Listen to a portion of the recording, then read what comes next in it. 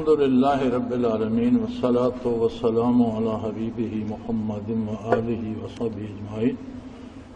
اعوذ باللہ من الشیطان الرجیم، بسم اللہ الرحمن الرحیم۔ فَإِذَا قَضَيْتُمُ الصَّلَاةَ فَاذْكُرُوا اللَّهَ قِيَامًا وَقُعُودًا وَعَلَى جُنُوبِكُمْ وَإِذَا اطْمَأْنَنْتُمْ فَأَقِيمُوا الصَّلَاةَ إِنَّ الصَّلَاةَ كَانَتْ عَلَى الْمُؤْمِنِينَ كِتَابًا مَّوْقُوتًا وَلَا تَهِنُوا فِي ابْتِغَاءِ الْقَوْمِ إن تكونوا تعلمون فإنهم يعلمون كما تعلمون وترجون من الله ما لا يرجون وكان الله عليما حكيما۔ اللهم سبحانك لا علم لنا إلا ما علمتنا إنك أنت العليم الحكيم۔ مولاي صل وسلم دائما أبدا على حبيبك خير الخلق كلهم۔ فإذا قضيتم الصلاة فاذکروا اللہ قیاما وقعودا وعلی جنوبکم۔ ارشاد باری تعالی ہے، اور یہ یاد رہے کہ پیچھے صلاۃ قصر کا ذکر آ رہا ہے، اور اس کی پہلی وجہ سفر اور دوسری وجہ حالت جنگ عین میدان کارزار میں بیان ہو رہی تھی، اور اس کے ساتھ یہ ارشاد ہو رہا ہے کہ جب آپ صلاۃ ختم کر چکو تو اللہ کا ذکر اس طرح سے کرتے رہو کہ تمہارا کوئی حال ذکر الہی سے خالی نہ ہو۔ اذا قضیتم الصلاۃ فاذکروا اللہ قیاما وقعودا وعلی جنوبکم۔ کھڑے ہو، بیٹھے ہو یا لیٹے ہو، کسی حال میں بھی اللہ کا ذکر جو ہے وہ منقطع نہ ہو، اللہ کا ذکر جاری رہے، ذکر کرتے رہو۔ اور بارہا یہ عرض کیا جا چکا ہے کہ ایمان قبول کرنا اور اس کی قلبی تصدیق بھی ذکر الہی ہے۔ جو بھی عمل ہم شریعت کے مطابق کرتے ہیں وہ عملاً ذکر ہے۔ جو بھی نماز، تلاوت یا تسبیحات زبان سے ادا ہوتی ہیں وہ زبانی ذکر ہے۔ اب اس کے بعد قرآن کریم کا مطالبہ کچھ اس سے بہت زیادہ کا ہے کہ صلاۃ قصر کی اجازت دی جا رہی ہے عین حالت جنگ میں، جب سر تن سے جدا ہو رہے ہیں، آتش و آن کی بارش ہو رہی ہے، خون کی ندیاں بہہ رہی ہیں، تو فرمایا نماز کو چھوڑو نہیں، 2 رکعت آدھی فوج حضور کے ساتھ یا امام کے ساتھ ادا کر لے، اور 2 رکعت ادا کر کے چلی جائے محاذ پر، اور دوسرے آدھے جو ہیں وہ دوسری 2 رکعت میں شامل ہوں، صلاۃ قصر کر لیں لیکن چھوڑی نہ جائے۔ اس سے آگے ارشاد ہوتا ہے جب نماز پوری ہو جائے، کیونکہ نماز ایک ایسا عمل ہے جس کے اوقات معین ہیں، جس کا طریقہ کار معین ہے، جس کی عبارات تک اور تسبیحات تک اور تکبیرات تک معین ہے، تو ظاہر ہے نماز تو ختم ہو جائے گی۔ نماز مکمل ہو جائے، اللہ کا ذکر جو ہے وہ ختم نہ ہو، اور اللہ کا ذکر ہر حال میں ہوتا رہے۔ کھڑے ہو ذکر ہوتا رہے، بیٹھ جاؤ ذکر ہوتا رہے، لیٹ جاؤ۔ علی جنوبکم، اور حالت جنگ میں تو آدمی زخمی ہو کر بھی اپنے پہلو پہ گر جاتا ہے، اس حال میں بھی ذکر الہی میں انقطاع نہیں آنا چاہیے۔ ظاہر ہے یہ صورتحال سوائے ذکر قلبی کے ممکن نہیں ہے، ذکر لسانی اس میں ساتھ نہیں دے سکتا، ذکر قلبی کے علاوہ کوئی صورت ایسی نہیں ہے کہ یہ حکم بجا لایا جا سکے۔ اس کا مطلب ہے کہ ذکر قلبی نص قرآنی سے بندے مومن پر، مرد ہو یا عورت، ہر حال میں فرض ہے، ضروری ہے، اور اس سے چھٹکارا نہیں۔ بندے اور مالک کا رشتہ مالک کی طرف سے تو بے پناہ قسم کا ہے. وہ خالق ہے، ایک رشتہ ہے کہ ہم اس کی مخلوق ہیں، اس نے پیدا کیا. وہ پروردگار ہے، وہ رب ہے، ہر لمحہ ہر ضرورت پوری فرما رہا ہے، اس کی طرف سے تو رشتہ برقرار ہے. ہم جو دیکھ رہے ہیں یہ نگاہ اس کی عطا ہے، جو سن رہے ہیں یہ قوت سماعت اس کی عطا ہے، ہم بول رہے ہیں قوت گویائی اس کی عطا ہے، اور ہر لمحہ وہ قوت عطا کر رہا ہے. کسی بھی لمحے روکی جا سکتی ہے لیکن وہ عطا کا بے شمار اس کے رشتے کرم کے ہر فرد کے ساتھ ہیں.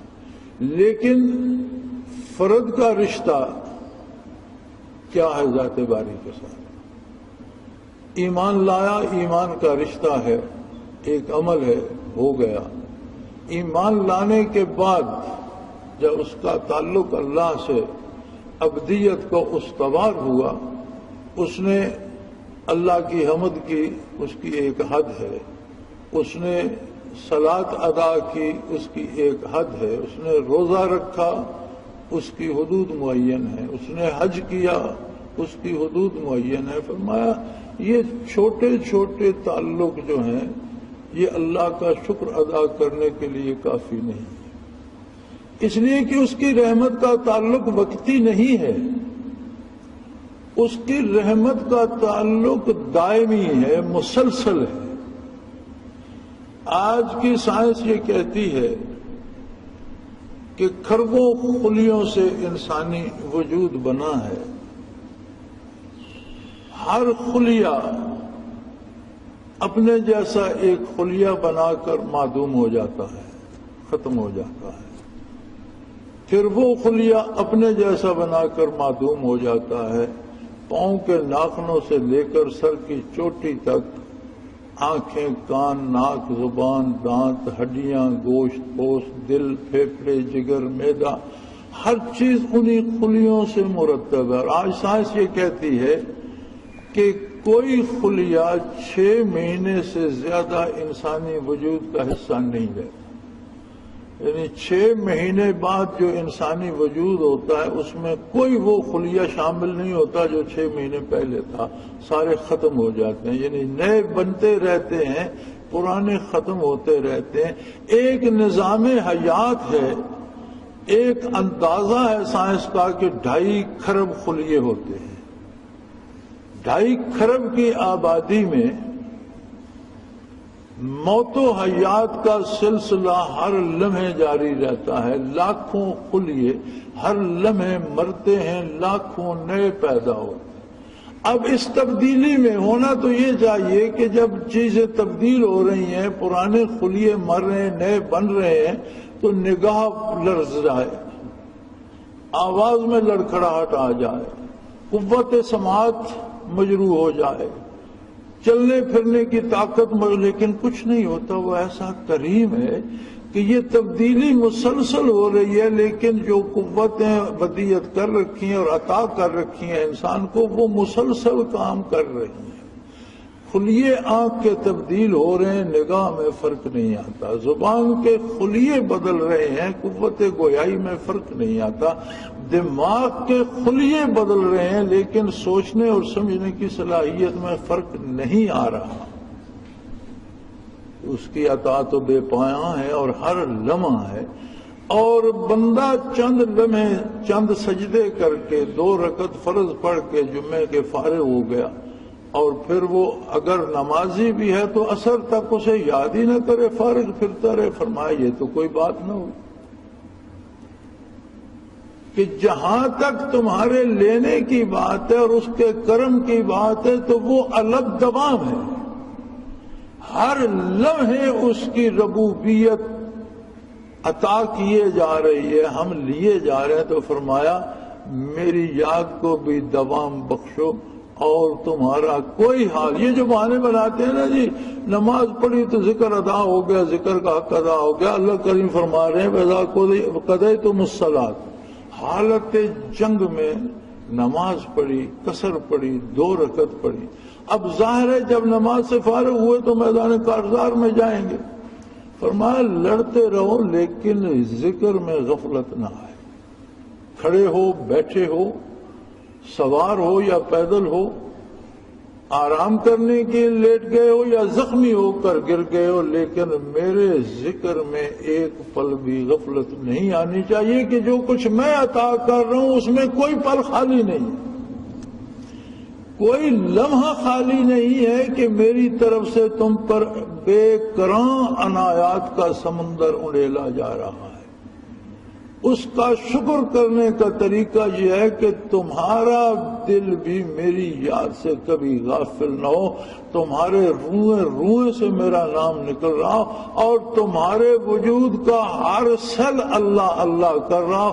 اگر 2.5 کھرب سیل ہیں تو ایک لمحے میں 2.5 کھرب بار اللہ کی آواز آنی چاہیے وجود سے.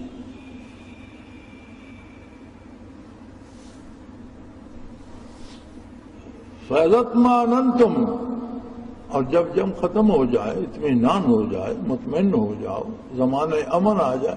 یا اللہ زمانے جنگ میں تو یہ حال ہے، تو جب زمانے جنگ ختم ہو جائے، لڑائی ختم ہو گئی، اطمینان ہو گیا، فَأَقِيمُوا الصَّلَاةَ إِنَّ الصَّلَاةَ كَانَتْ عَلَى الْمُؤْمِنِينَ كِتَابًا مَّوْقُوتًا. تو اپنا وہ عمل جاری رکھو، عبادت کو بھی قائم رکھو، لیکن یاد رکھو عبادت وقت سے فرض ہوتی ہے. اگر ظہر کا وقت نہیں ہوا اور کوئی کہتا ہے مجھے جلدی ہے جی ابھی زوال آفتاب نہیں ہوا لیکن میں ظہر پڑھ لوں کہ پھر مجھے فرصت ملے نہ ملے، تو وہ ادا نہیں ہوگی. وقت گزر جائے نہ پڑھی جائے تو قضا ہو سکتی ہے، وقت پر پڑھی جائے تو ادا ہوتی ہے، وقت سے پہلے پڑھی جائے تو اس کا کچھ بھی نہیں بنتا، وہ کسی کھاتے میں نہیں. کیونکہ کتاب موقوتا جب اس کا وقت ہوگا تب وہ فرض ہوگی.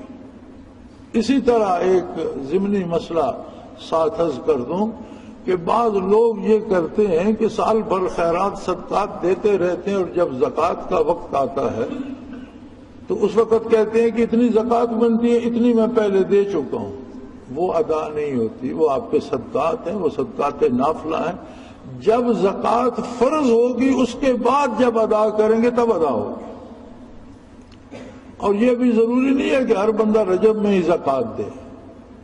ایک بندے کے پاس سال کے کسی مہینے میں پیسے آئے، کچھ ان میں سے بچ گئے، کچھ خرچ ہو گئے، جو بچ گئے اگر 1 سال وہ خرچ نہیں ہوتے اس کے پاس محفوظ رہتے ہیں تو جب وہ وقت آئے گا جب پیسے آئے تھے سال پورا ہوگا ان پر زکوٰۃ واجب ہو جائے گی. تو یہ نظام زکوٰۃ کا بھی سارا سال چلتا رہتا ہے.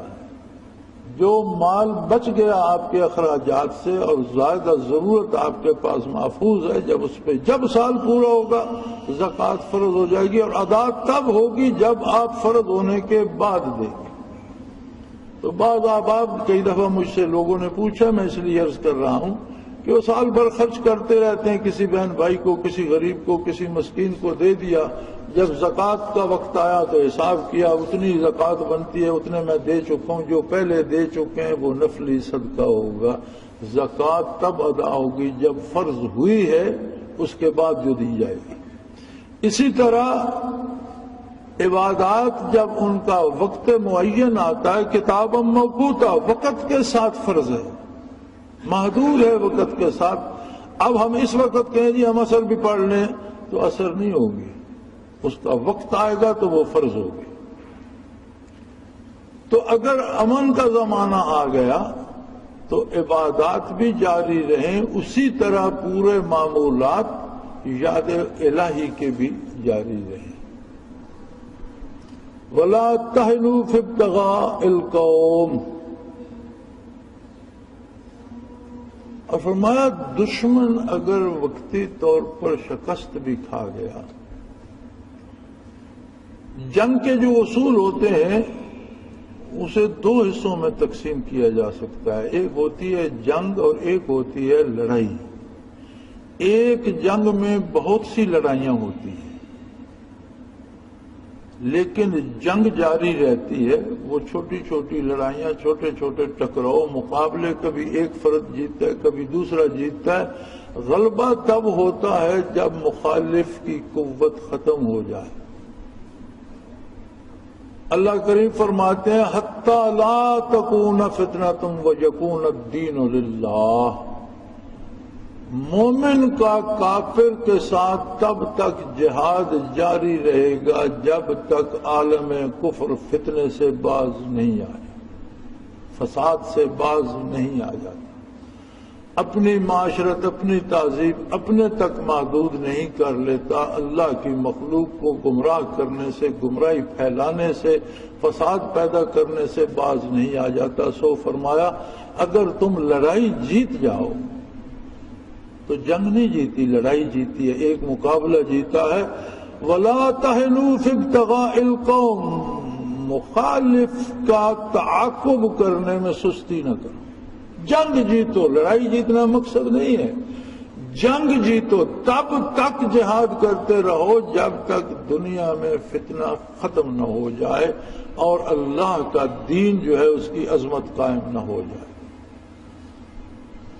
ان تکونوا تعلمون فانہم یعلمون کما تعلمون، اگر تمہیں زخم لگے، اگر لڑائی میں تمہارے بندے شہید ہو گئے، اگر تمہارے بندے زخمی ہو گئے تو یہ کوئی عذر نہیں ہے جنگ سے پیچھے ہٹنے کا، اس لیے کہ صرف ایک فریق زخمی نہیں ہوتا، ایک فریق کے بندے شہید نہیں ہوتے، کافر بھی مقابلے میں مارے جاتے ہیں، ان کے لوگ بھی زخمی ہوئے، اور اگر ان کے بندے نہ مارے جاتے، وہ زخمی نہ ہوتے تو میدان چھوڑ کر کیوں بھاگتے؟ اگر ایک لڑائی سے بھاگ گئے ہیں تو ان کا تعاقب جاری رکھو جب تک تم جنگ نہیں جیت لیتے۔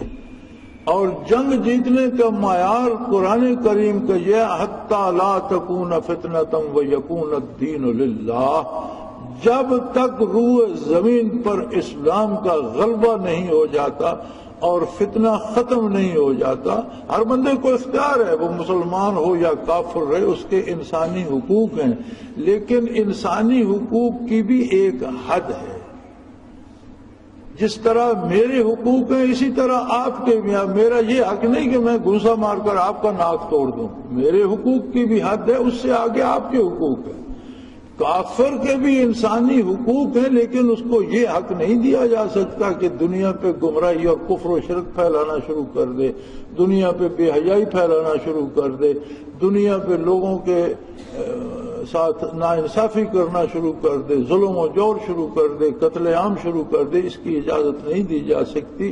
اور یہ تب ہی ختم ہوگا جب عالم اسلام، جب بندہ مومن جنگ جیتے گا، لڑائی جیتنے سے نہیں۔ لڑائی کہتے ہیں جو چھوٹے چھوٹے مقابلے جنگ میں جو ہوتے ہیں انہیں لڑائی کہتے ہیں۔ ایک مقابلہ من حیث القوم، ایک طرف کفر ہے ایک طرف اسلام ہے، جب تک اللہ کا دین غالب نہیں آ جاتا تب تک جہاد فرض رہے گا اور مسلسل ہوتا رہے گا۔ سو فرمایا زخمی ہو گئے، کچھ لوگ شہید ہو گئے، تو یہ عذر بنا کر کافر کے تعاقب میں سستی مت دکھاؤ۔ اگر تمہیں دکھ پہنچا، تمہارے لوگ شہید ہوئے، زخمی ہوئے، تو مخالف کے بھی لوگ مارے گئے، کافر بھی جہنم رسید ہوئے، اس کے بھی زخمی ہوئے، لیکن ان دونوں میں فرق ہے۔ اس کے بندے مارے گئے، زخمی ہوئے، اور وہ خود سارے اللہ کی سزا کے امیدوار اور ان پر جہنم کی وعید ہے، اور تم وہ لوگ ہو وَتَرْجُونَ مِنَ اللَّهِ مَا لَا يَرْجُونَ، تم اللہ سے انعام کی امید رکھتے ہو جو کافر نہیں رکھتے۔ یعنی بد دل ہونا مومن کو زیب نہیں دیتا، یہ تو کافر کو بد دل ہونا چاہیے کہ اس کی دنیا بھی گئی، دنیا کا نقصان بھی ہوا، بندے بھی مارے گئے، زخمی بھی ہوئے، اور عذاب الہی کا شکار بھی ہوگا۔ اسے اللہ کے کرم کی امید نہیں ہے کہ وہ ایمان سے خالی ہے۔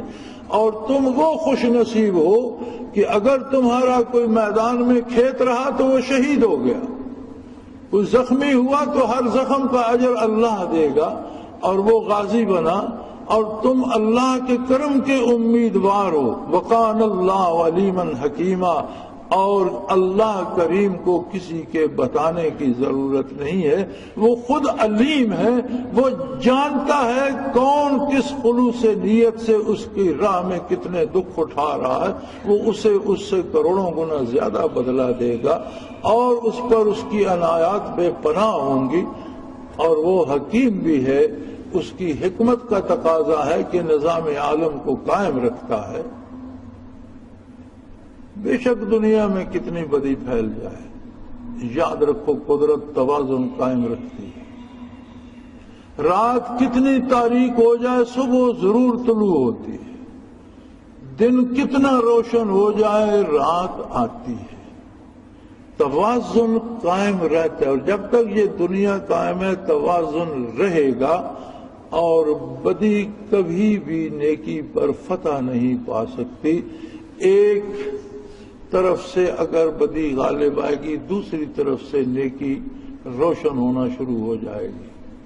اہل مغرب نے مسلمانوں کی 700 سالہ حکومت ختم کر کے ہسپانیہ میں بڑا جشن منایا اور بڑے فتح کے شادیانے بجائے کہ ہم نے مغرب سے مسلمانوں کو نکال دیا۔ عین اسی وقت اللہ نے تاتاریوں کو ایمان عطا کر دیا، اور وہ اسلام کا جھنڈا لیے ہوئے مغرب پر حملہ آور ہو گئے۔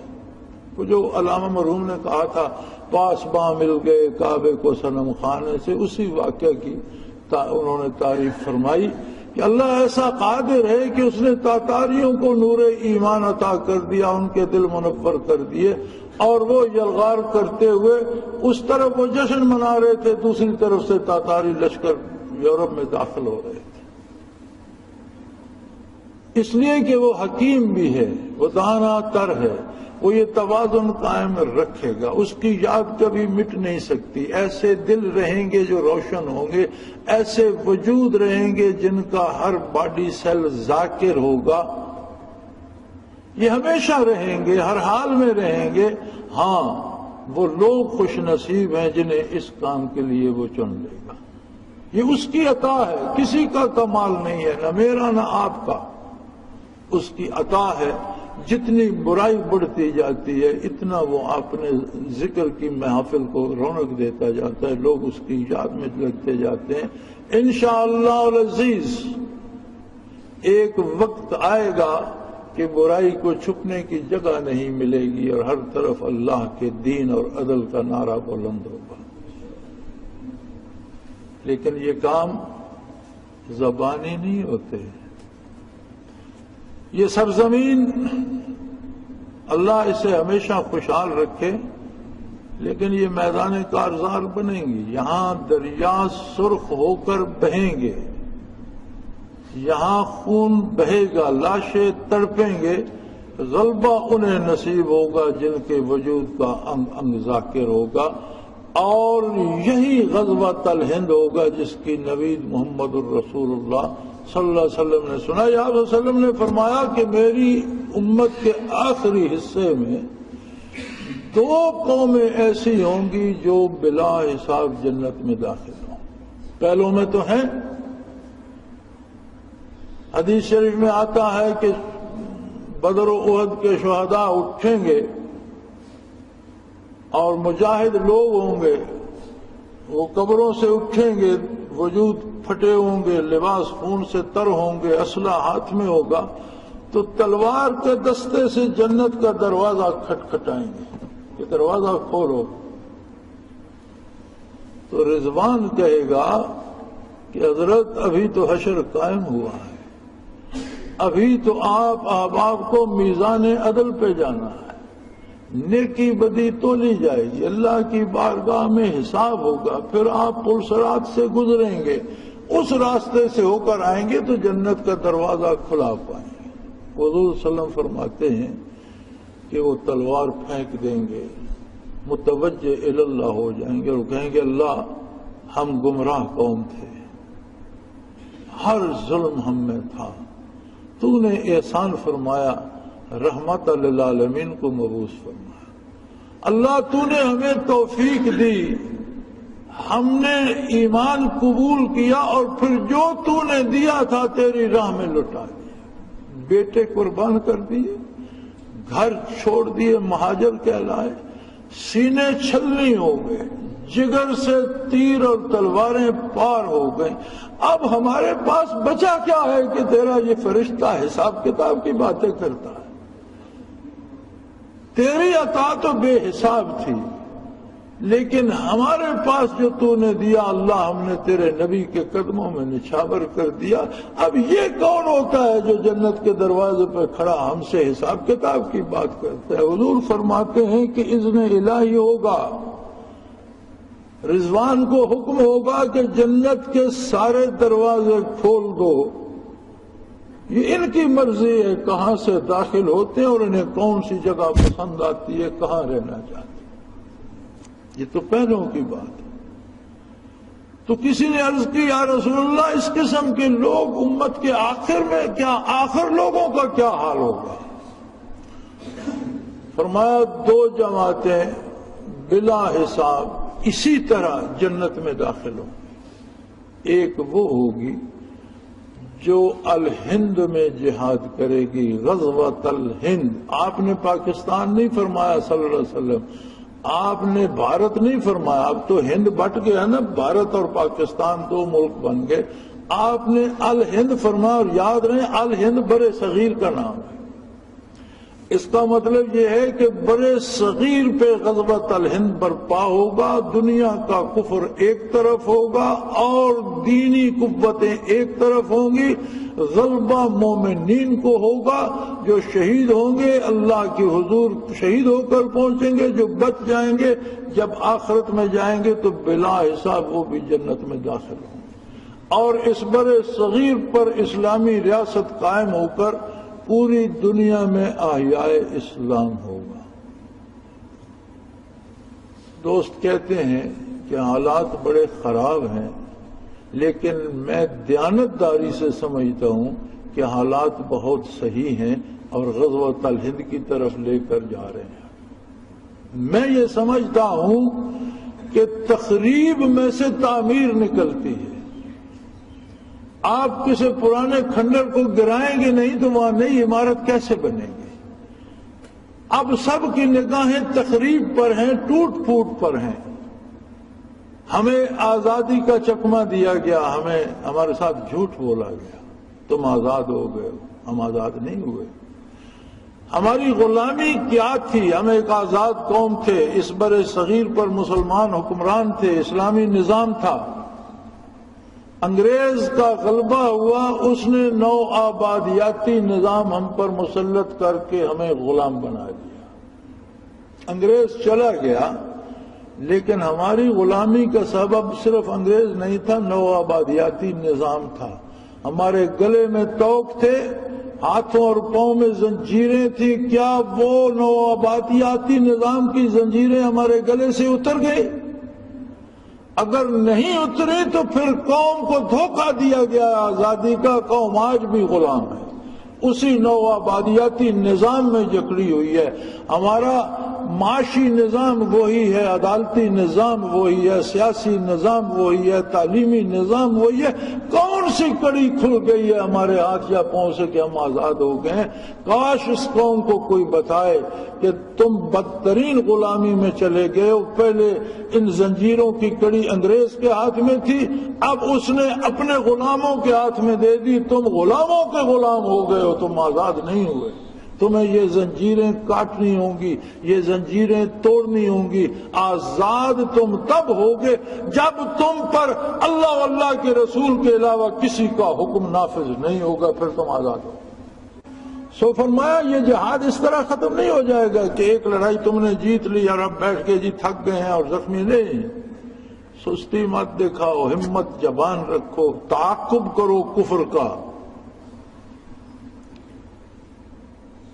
اور فرمایا میرے حبیب انا انزلنا الیک الکتاب بالحق لتحکم بین الناس بما اراک اللہ ولا تکن للخائنین خصیما واستغفر اللہ ان اللہ کان غفورا رحیما۔ بات ختم ہو گئی۔ مسلمان کے لیے کسی طرف جانے کی اس آیت کریمہ نے کوئی گنجائش ہی نہیں چھوڑی. فرمایا میرے حبیب انا انزلنا الیک الکتاب بالحق، ہم نے آپ پر یہ کتاب نازل کی حق کے ساتھ. اس کا لفظ لفظ حق ہے، حرف حرف حق ہے. جو واقعات ماضی کے اس نے بیان کیے حق ہیں، جو حکم حال کے متعلق دیے حق ہیں، جو بات اس نے مستقبل کی، آخرت کی، قیامت کی، قبر کی، برزخ کی، جنت دوزخ کی سب حق ہے. اس کا لفظ لفظ حق ہے. اور اس کتاب کے نزول کا مقصد کیا ہے؟ لِتَحْكُمَ بَيْنَ النَّاسِ، اس کے مطابق لوگوں میں حکومت قائم کی جائے. یہ کتاب محض تلاوت کے لیے نہیں ہے، یہ کتاب محض ثواب کے لیے نہیں ہے، یہ لپیٹ کر سر سے اوپر ایک جالے میں رکھ دینے کے لیے نہیں ہے. یہ کتاب ہے لِتَحْكُمَ بَيْنَ النَّاسِ.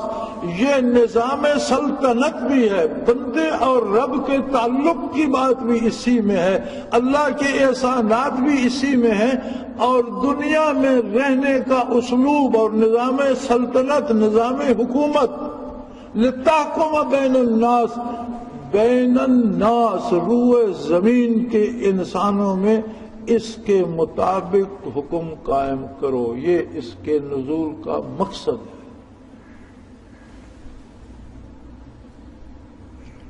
بما اراک اللہ، اس لیے کہ اللہ نے آپ کو تو سب کچھ واضح کر دیا، آپ کو تو ہر چیز اللہ نے دکھا دی. وہ جو دعوت دی تھی حضور اکرم صلی اللہ علیہ وسلم نے اہل مکہ کو، آپ صفا پہ تشریف لے گئے اور آواز دی مختلف قبائل کو، اور جب سب جمع ہو گئے تو آپ نے فرمایا کہ میں پہاڑ کی چوٹی پہ کھڑا ہوں، میرے سامنے پہاڑ کا یہ پہلو بھی ہے جدھر آپ لوگ کھڑے ہو، اور وہ پہلو بھی ہے جو آپ سے اوجھل ہے. آپ کے سامنے پہاڑ کا ایک رخ ہے. اگر میں آپ کو کہوں کہ پہاڑ کی طرف ایک بڑا لشکر موجود ہے جو تم پر حملہ کر دے گا، تو تم کیا کہو گے؟ وہ کہنے لگے آپ صادق ہیں، امین ہیں، ہم آپ کی بات پہ یقین کریں گے. تو فرمایا میں اسی طرح دنیا اور آخرت دونوں کو دیکھ رہا ہوں، اور میں تمہیں بتا رہا ہوں کہ اللہ کی توحید قبول کر لو ورنہ مارے جاؤ گے دوسری طرف جہنم میں. اسی واقعہ پر ابو لہب نے کہا تھا تبت یدا کا، آپ کے ہاتھ ٹوٹے، آپ نے ہمیں اس لیے بلایا تھا، جس کے جواب میں اللہ نے جواب دیا اور نام لے کر جواب دیا، تبت یدا ابی لہب و تب. اس نے تبت یدا کا کہا تھا، اللہ نے اس پر زیادتی کی، اس کے ہاتھ ہی نہ ٹوٹے، یہ تباہ و برباد ہو جائے. تو میرے بھائی حضور کی ذات وہ ذات سجودہ صفات اور مینار نور ہے جس کی کرنیں اس عالم کو بھی منور کر رہی ہیں، اس عالم کو بھی جگمگا رہی ہیں. فرمایا بما اراک اللہ، جو کچھ میرے حبیب آپ کو اللہ نے دکھا دیا اس کے مطابق یہ کتاب اس لیے نازل ہوئی ہے کہ اس کے مطابق حکومت قائم کی جائے اللہ کی مخلوق پر. اب اس سے آگے جو بات ہے وہ اس سے زیادہ سخت ہے.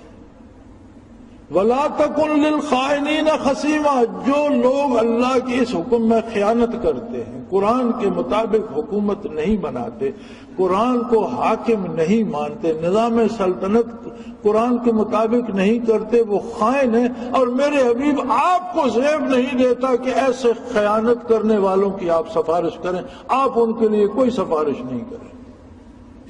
یہ ہمارے دانشوروں، ہمارے سیاستدانوں اور ہمارے حکمرانوں اور ارباب اختیار کے لیے یہ سوچنے کا وقت ہے. یوں تو بہت سے اللہ معاف کرے جو پیشہ ور ملا ہیں وہ مل جاتے ہیں. میں نے ان گناہگار آنکھوں سے دیکھا تھا جس دن اندرا گاندھی کی لاش جل رہی تھی تو اس کے سرانے دو مولوی بیٹھے ہوئے قرآن پڑھ رہے تھے.